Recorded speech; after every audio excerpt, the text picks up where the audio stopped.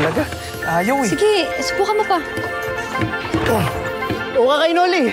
Buti, nabuto kayo. Paano na kaya tong gamot? Halika na, sumay ka na sa akin. Tara. Tara na. Ayoko. Okay. Sige, sabi mo eh. Bye-bye. Bye. Uy, sandali. Biboy.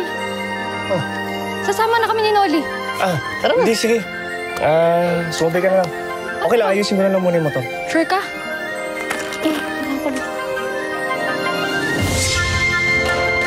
Lola Mars. Inyo. Ikaw ba'y nagpaalam kay Mamay na pupunta ka rito? Baka mamaya hanapin kayo, ha? Nagpaalam po ko na bibisitahin ko si Kuya Victor. Kamusta po ba siya?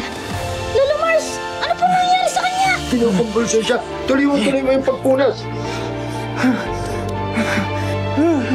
Pasensya na, ibukat ang tagalan.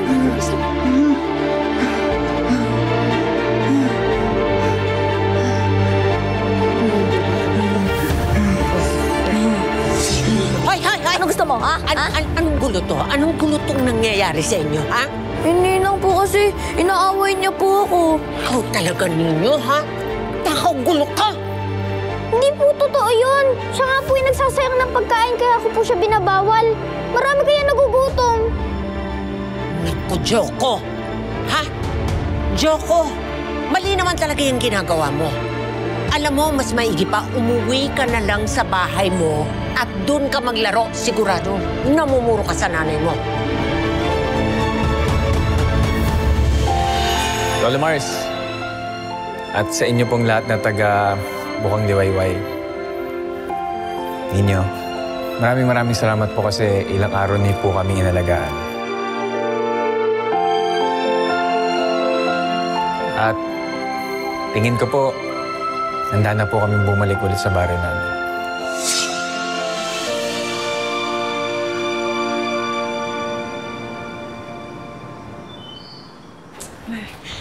Okay ka na, ha? Okay na pakiramdam mo? Opo, maayos na po. Na-Hershey. Ay, mabuti naman. Grabe. Daming nangyari, no? Totoo. Pagod na pagod ako. Pero masaya pa rin ako kahit papaano kasi malaki din na itulong natin sa taga-punla. Diba? Pero alam mo kung ano yung pinaka nag-stand out sa akin sa lahat ng nangyari? Yung nangyari kay Sir Victor. Oo nga naman. Dapat matuto tayo sa nangyari sa kanya eh. Dapat maging masinop sa mga bagay, sa pera at lalo-lalo na sa oras. Kaya ikaw, bata ka pa, dapat maging masinop ka talaga, ha? Mapupuno ko na pong alkansya na bigay ni Lolo Mars sa lahat po ng sukli na bigay niyo. Dapat lang. Ako, dapat maging manghigpit na rin ako sa paggamit ng tela. Yung mga reta-retaso dyan, yung mga tira-tira ng mga tela. Mga gamit pa yun eh. Diba, Kisses?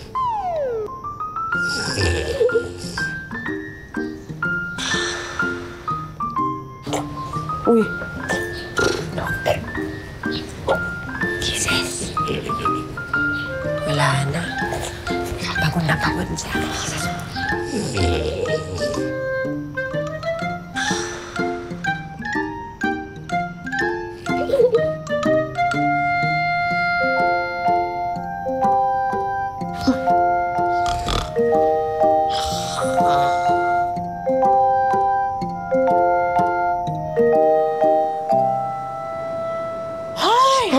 Nakakapagod, ha? Oo nga, madam. Grabe, nakakapagod. Biruin mo, maghapon, magdamag tayo nakatayo doon. Oo. Baka naman, madam, magpakain ka pa. Nakakahiya naman. Uy, minsan gumagana yung brain cells mo, madam. May naman. Oh, okay. Malambot naman ang puso ko. Sandali, kukuha lang ako ng pera sa vault. Oh! Grabe, bubuksan ng bolt! Bolt yun. Oh, naku, excited libo-libo ako. yan. Baka isang buong lechon manok ito. Oh, Hindi yung kaya favorite yung steak. Lagyan mo dessert halas. Oo, tsaka ako bahala sa'yo, Budang. Ano ka ba? Kailan naman dalaw? Yun na. Ayan, para sa'yo, ha? Tsaka yan. 50? Ano, 25 kami isa? Diyos ko naman, madam. Wala namang mabibili ng 50 ngayon. O, di bumili kayo ng 2 balot at saka pandelimon o kaya pandesal pagkatapos yung coco jam. Ipalaman ninyo. Yan ang bago natin pasisikatin. Nag-abala pa kayo ng palaman. O bakit? Masarap na palaman yan sa tinapay. Madam naman, akala naman namin, kinuha mo pa talaga sa Bolt itong 50 mo. Diyos ko, na-imagine na namin steak, lechon. Ay, may reklamo kayo. Ay, hindi, madam, hindi. Okay na po ito. Halika na, madam, dali, bilisan mo na. Hindi eh. 50, wala tayong mabibili dyan. Ano gusto mo nga nga, o 50? Dyan. Sige na eh. Si madam. Grabe kayo. Grabe naman to si madam. Napagod nga akong buksan yung Bolt, no? Yung combination. Reklamo kayong reklamo. Oh my God, pagod ako, ha? Ay, grabe. Alam mo ninyo, hindi na ako magsasayang ng pagkain. Pati yung tira, kakainin ko. Pati rin to, ubusin ko. Para hindi masayang. Butchoy, katakaon mo lang yan. Talaga namang ganun ka eh. Bakit ba diyan ka bigla ka na lang sumusulpot, ha? Salamat ka, wala dito si Kring Kring eh. Hindi, asar, talo ka na naman. Eh, wala, mataba ka lang. Ang laki ng tiyan mo. Mataba, laki-laki. Laki ng tiyan mo.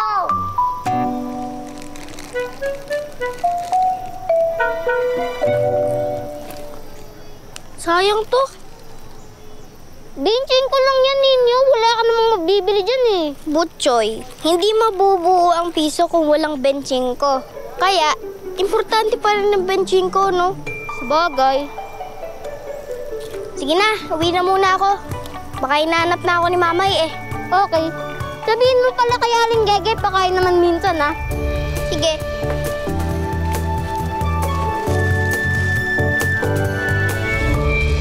Wala na tayong pagkakakitaan. Paano na tayo ngayon? Huwag kayong mag-alala, huwag kayong mag-alala. Kakausapin ko siya. Sigurado, gagawa ng paraan niyo para sa atin. Nakita niyo ba si Sir Victor? Naku, hindi ko alam kung saan pupunta eh. Kanina ko pa rin siya inaantay eh.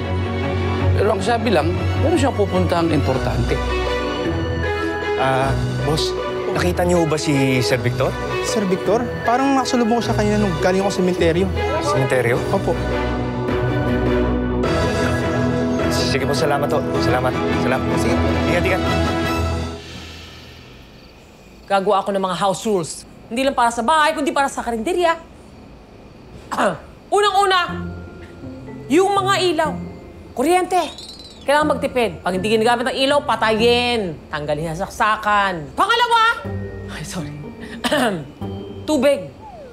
Yung mga gripo kailangan higipitan. Para di masayang ang tubig. Ha? Okay? Pangatlo! Pagkain. After kumain, pag may natira, takpan agad kasi nga masisira ito. Di ba, anak? At ang pinakahuli, ang bibili natin o gagastin natin yung mga priorities, yung mga kinakailangan. Ha? Saka na yung mga hindi na masyadong kailangan. Malinaw? Mas malinaw pa sa sikat ng araw, Mami. Perfect.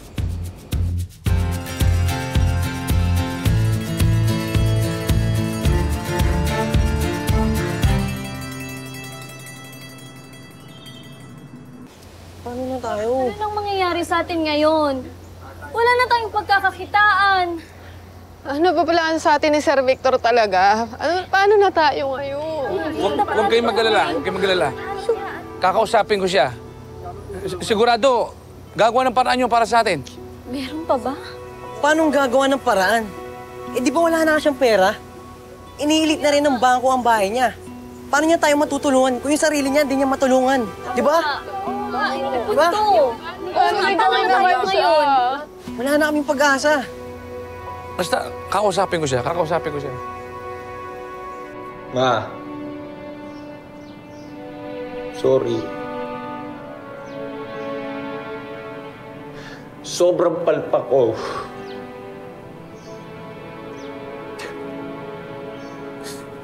Hindi ko talaga kaya nung wala kayo. Sana hindi niyo na ako iniwan. O sana sinama niyo na lang ako, Ma. Sigurado ko mabubuhay pa yung mga manok na yan.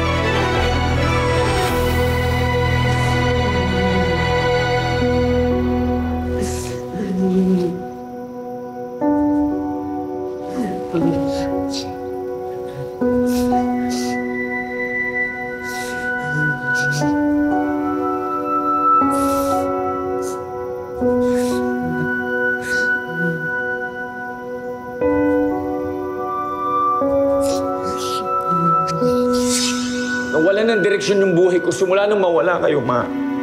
Ma! Para sa lahat! Para sa lahat!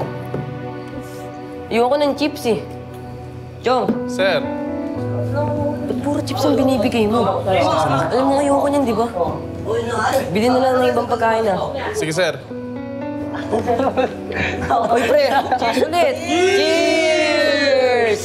Ngayong gabi, huwag kayo maiya dahil yung mga iniinom nyo, babahaya. Pati yung pulutan na yan, tinawag ko si Chong para magdagdag ng pulutan. Okay? Okay, iinom tayo, magpapakalasing tayo ngayong gabi. Happy birthday, bro! Happy birthday! Parang ewan to kahit kailan, nung mga bata pa tayo. Brad, next week pa yung birthday ko. O, bale, ito na. O, ito na. Ayun. Uy, yan ang pulutan. Okay. Ayan, motokot baboy, Missy. Bye. Bahay tuloy ko, putok, patok. Nako. Araw-araw naman kasi may party sa bahay mo eh. Diba? Talaga, brother. Ang buhay dapat, nagpapakasaya lang tayo. Para saan ang buhay kung puro kalungkutan? Okay? Cheers! Cheers! Cheers! Eh kasi iba tinatambo yan.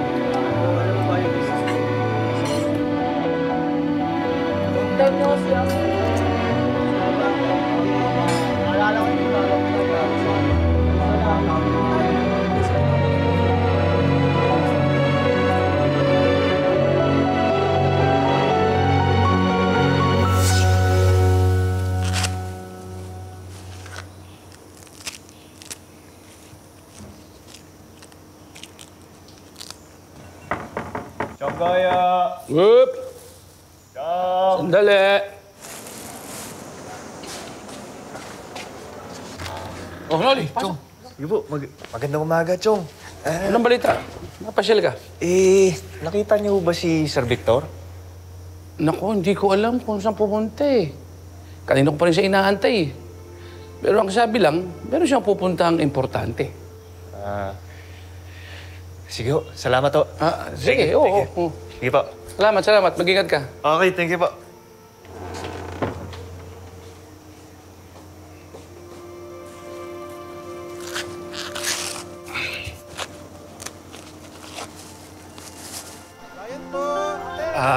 Magandang araw ho. Nakita niyo ba si Sir Victor?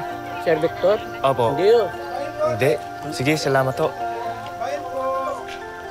Ma'am, nakita niyo ba si Sir Victor? Sir Victor? Hindi. Ikaw nakita mo ba? Hindi rin. Hindi. Wala po talaga, hindi niyo po. Wala. Sige po, salamat ho. Boss, nakita niyo ba si Sir Victor? Sir Victor? Parang nakasalubong ko siya kanina nung galing ako sa sementeryo. Sementeryo? Opo. Sige po, salamat ho. Salamat. Sige po. Ingat.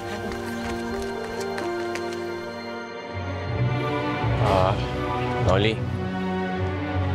Salamat sa pagdamay sa akin. Sir Victor, bumalik kanina yung taga-bangko. Sabi nila, kailangan nating umalis yan sa lalong madaling panahon. Kaya siguro babalik na muna ako sa bahay namin. Chong, hindi naman talaga kita mapapakiusapan. Alam mo naman siguro ang buong buhay ko, ginugol ko dyan sa asyenda punla. Ito siguro yung pagkakataon para yung pamilya ko naman nabigyan ko ng oras. Lumalaki na yan ako eh. Gusto ko siyang gabayan. Hirap-hirap na mag-isa dito. Sana'y sinama niyo na lang ako. Hindi ko alam kung ano yung gagawin ko.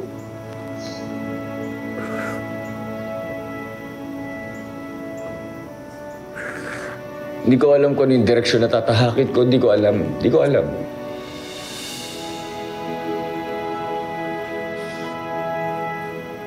Bakit pa kasi kailangan kayo umalis? Hindi ko maintindihan. Parang walang direksyon yung buhay ko. Simula na umalis kayo. Yung iniwan niyo ako. Kung alam ko anong gagawin ko, Papa.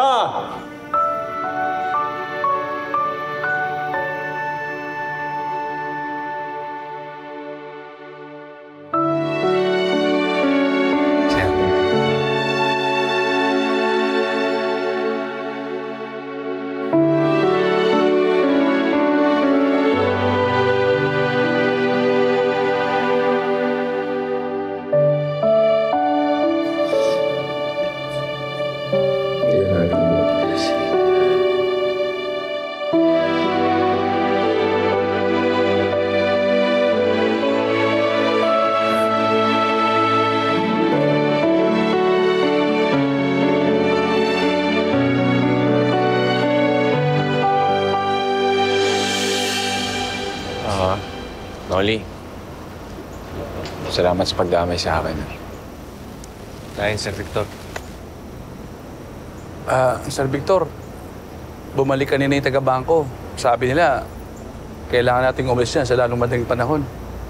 Kaya siguro babalik na muna ako sa bahay namin. Chong, hindi naman talaga kita mapapakiusapan.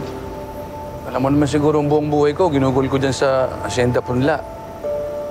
Ito siguro yung pagkakataon para yung pamilya ko naman nabigyan ko ng oras. Lumalaki na yan ako eh. Gusto ko siyang gabayan. Eh, paano yung ano mo? Yung mga kikitain mo, saan ka hanap ng pangkabuhayan? Eh, siguro, manghihirap na lang ako dun sa kapatid ni Mrs.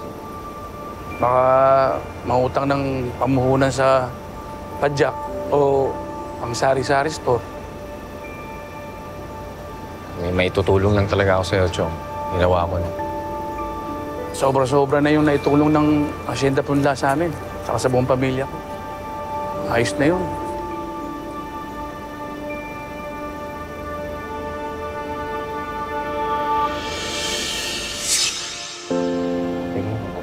Oo nga, naglalaro. Tingnan naman siya. Victor! Anak, gusto ko sumama ka sa amin sa bukid, ha? Gusto ko makita mo kung paano sila magtrabaho doon. Sige pa. Sama rin po ba si Chong Goyo? Oo naman. Maglalaro po kami nung kalabaw sa poso. Oo. Victor, anak, balang araw, ang lahat ng ito ay mamanahin mo rin. Pati yung puno ng mangga? Oo, pati itong bahay na to, sa'yo rin yan mapupunta. Basta pa, dito lang po kayo sa tabi ko ni Mama. Aba, syempre naman anak. Saan pa ba naman kami pupunta? Eh di sa pinakamapagmahal, pinakapaborito, pinakagwapo at pinakamabait kong anak. Para sa akin yan. Alam po anak niya eh. Oo nga. Isa ka na. Victor, anak. Ito laging tatandaan mo ha. Pinaka-importante ay yung pakikipagkapwa-tao. Balang araw, hindi mo alam kung kailan mo sila kakailanganin. Naintindihan mo? At saka ang mga tao na yan ay pamilya na rin. Kasama pa sila ng lolo mo nung binubuo ang asyenda natin. Pwede po ba akong manging alaga manok? Para pag nangitlog siya, alagaan ko yung sisiw. Pag nangitlog ulit, gawin nating almusal. Mukha ka talagang itlog. Itlog ka ng itlog.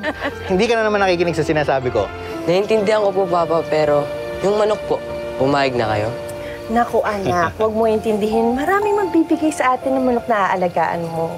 Oo, halika na. Tara na. Ma'am Ana, yung bag niyo po! Ay, naku, salamat. Mag-iingat po kayo, Ma'am Ana, Sir Marlon, Sir Victor. Sige, salamat. Salamat.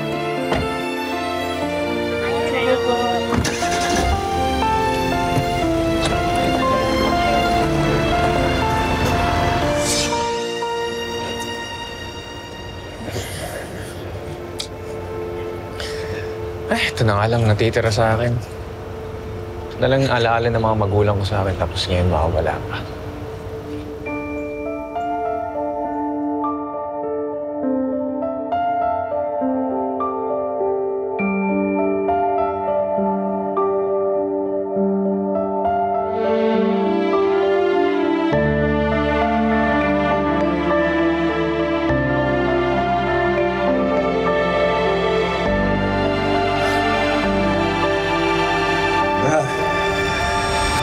Doon ka na lang muna sa amin. Wala akong kasama doon. Sigurado ka ba? Oo. Para sa mga magulang mo yan. Utang na loob ko sa kanila kung bakit teacher ako ngayon. Kaya ngayon, kami naman ang tutulong sa'yo. Gandang araw ho, Lolo Mars! Magandang araw din sa inyo. May problema ba? Ay, wala naman ho. Lolo Mars, dito na muna ho kasi titira si Sir Victor sa Bukang Liwayway. Bakit nga pa hindi? Welcome ka sa Bukang Liwayway. Salamat po, Lolo Mars. So, paano yan? Anong balak mo? Saan ka muna ngayon? Hindi ko alam. Hindi ko alam, Noli. Bahala na.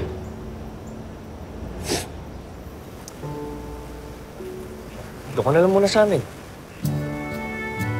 Wala akong kasama dun. Pababayaan ba kita, boss? Sigurado ka ba? Oo. Para sa mga magulang mo yan. Utang na loob ko sa kanila kung bakit teacher ako ngayon. Kaya ngayon, kami naman ang tutulong sa'yo. Kaya na, Sir Victor. Tara na. Ayun pala. Chong, tara. Tara, kami bahala sa'yo. Huwag kang mag-alala.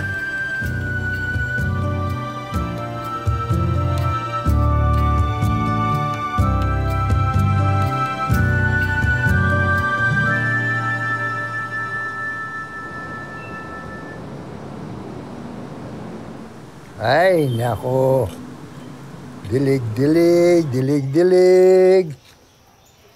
Inyo, alam mo ba kung ano itong mga ito?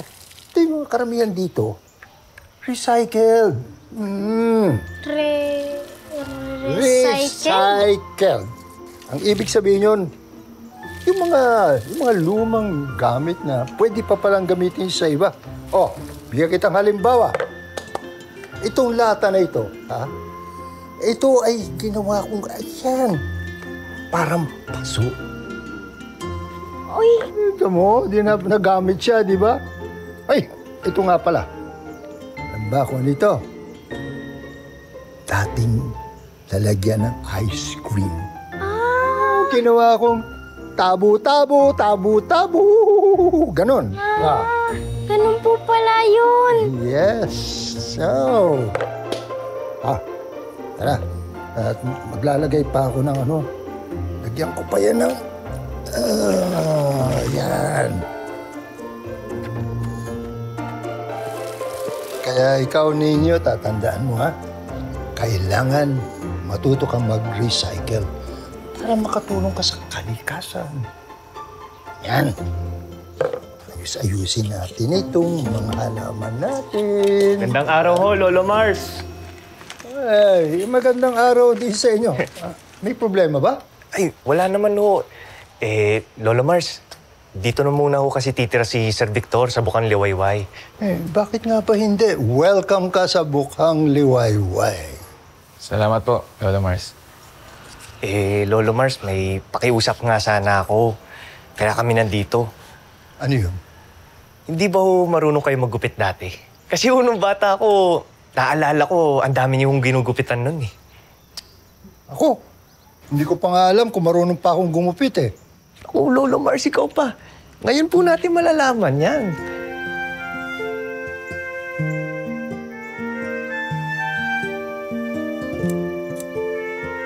Kasi magaling gumupit si Lolo Mars. Ayaw mo maniwala sa akin eh. Diba? Smooth.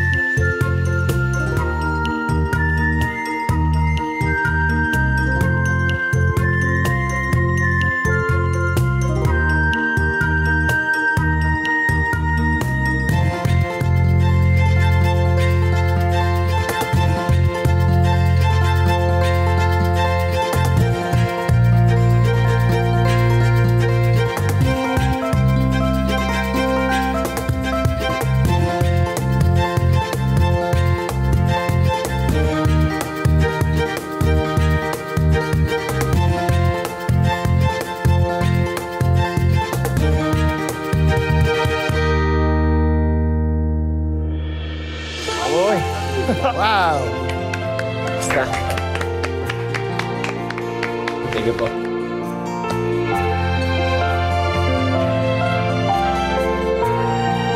Sabi ko sa'yo, Lolo Mars, kayang-kaya niyo pa eh. Oo nga.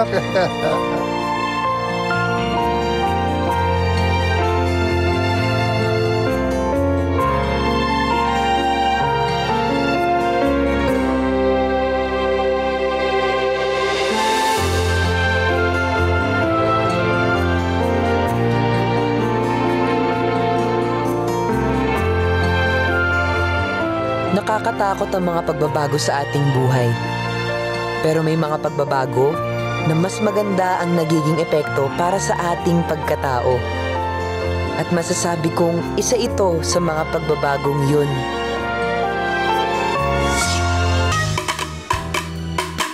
Sir Victor, gising na! Umaga na! Tara na, malilate na tayo! Ayan. Magandang araw, Sir Victor. Oh. Ano, masyado lang mainit dito, no? Eh, ganun talaga buhay na magsasaka, Sir Victor. Talagang mabibilad ka sa sikat ng araw. Bawat butil niyan may kasamang pawis at pagod yan. Hoy, sandali! Itigil mo!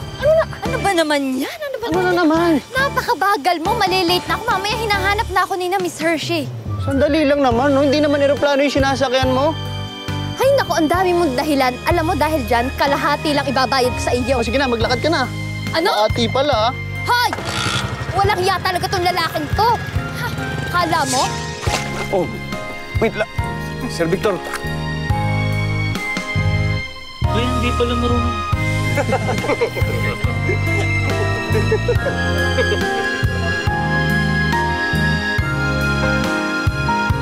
Victor! Alam na nila na hindi ako totoong magsasaka tapos pagtatawanan pa nila ako lahat. Mga walang utang na loob. Mga walang kwenta lahat. Victor. Alam mo, Lolo Mars, kung may pera lang ako, bibiling ko lahat yung mga yan.